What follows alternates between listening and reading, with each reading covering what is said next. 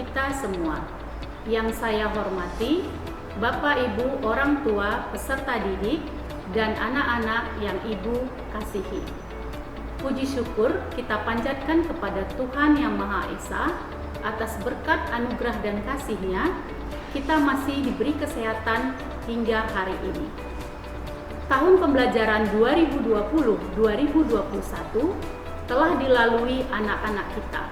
Dengan proses pembelajaran, hampir 90% dilaksanakan secara daring.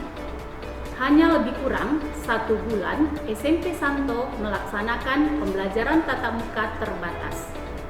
Puji Tuhan, selama proses pembelajaran tatap muka terbatas, keadaan di SMP Santo berjalan dengan aman dan lancar.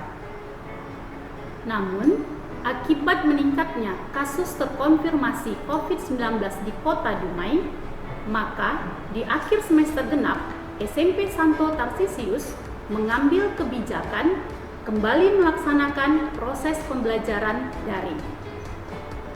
Kami berterima kasih atas kerjasama dan dukungan Bapak, Ibu, dan anak-anak sehingga proses pembelajaran baik secara daring maupun pembelajaran tatap muka terbatas di SMP Santo Tarsisius dapat terselenggara dengan baik.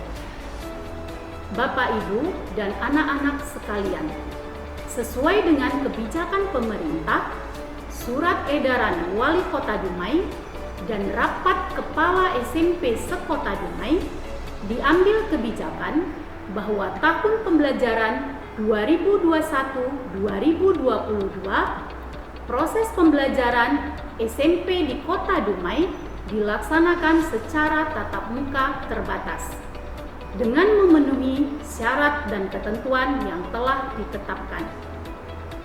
Untuk itu, SMP Santo Tarsisius telah mempersiapkan standar operasional prosedur dan sarana prasarana yang mendukung sehingga tahun pelajaran 2021-2022 SMP Santo Tarsisius Dumai siap melaksanakan PTMT.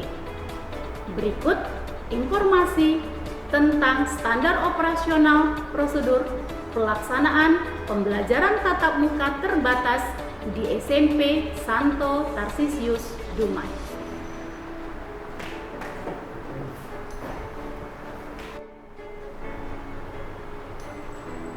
Pelaksanaan pembelajaran tatap muka terbatas atau PTMT SMP Santo Tarsisius Dumai tahun pembelajaran 2021-2022. Pertama, persiapan dari rumah. 1. Peserta didik dalam kondisi sehat. 2. Membawa makanan dan minuman dari rumah masing-masing. 3. Wajib menggunakan masker. 4. Membawa hand sanitizer. 5. Membawa sapu tangan atau tisu. 6. Jika jarak rumah dari sekolah jauh, peserta didik diantar orang tua atau wali. Jika dekat, berjalan kaki dengan tetap menjaga jarak. Kedua, kondisi kelas. 1. Jarak antar meja peserta didik minimal 1,5 meter. 2. Jumlah maksimal 50% dari total peserta didik per kelas. 3. Setiap hari dilakukan penyemprotan desinfektan. 4. Di setiap kelas disediakan hand sanitizer. 5. Di depan ruang kelas disediakan sabun dan air mengalir. 6. Bersih dan rapi. Ketiga, jadwal dan proses pembelajaran. 1.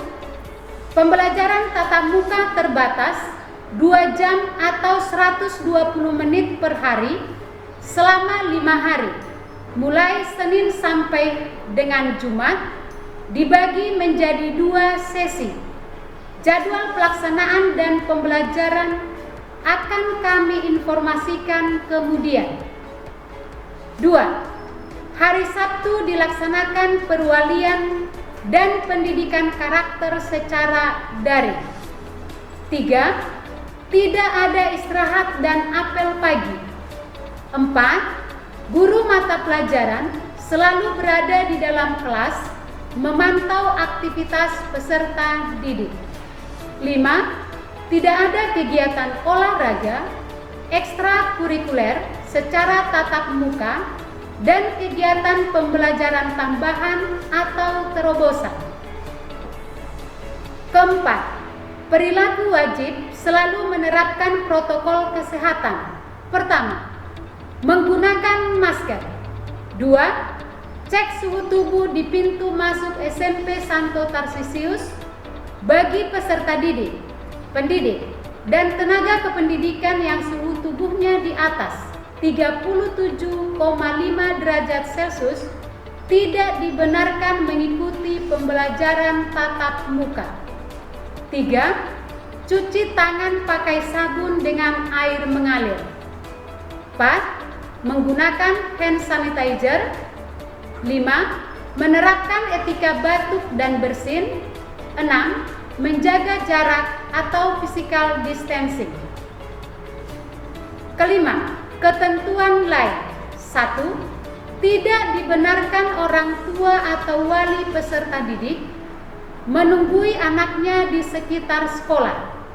2. Orang tua atau wali peserta didik hanya diperbolehkan mengantar anak di depan sekolah sampai batas pengantaran dan penjemputan anak. Keenam, yang harus dipatuhi peserta didik setelah pulang sekolah. 1. Peserta didik langsung pulang ke rumah masing-masing. 2. Selalu menerapkan 5M. Mencuci tangan, memakai masker, menjaga jarak, menghindari kerumunan, dan membatasi mobilitas. Ketujuh, panduan pendampingan peserta didik. A. Sebelum proses pembelajaran. Pertama, guru piket akan mengawasi peserta didik menerapkan physical distancing, mengatur ketertiban pada saat cuci tangan dan cek suhu. 2. Setiap guru mata pelajaran pertama sudah berada di depan kelas masing-masing sebelum proses pembelajaran dimulai.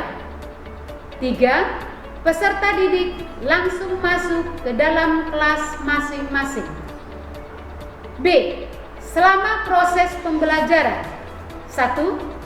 Setiap pergantian jam pelajaran, peserta didik diawasi oleh guru pendamping. 2.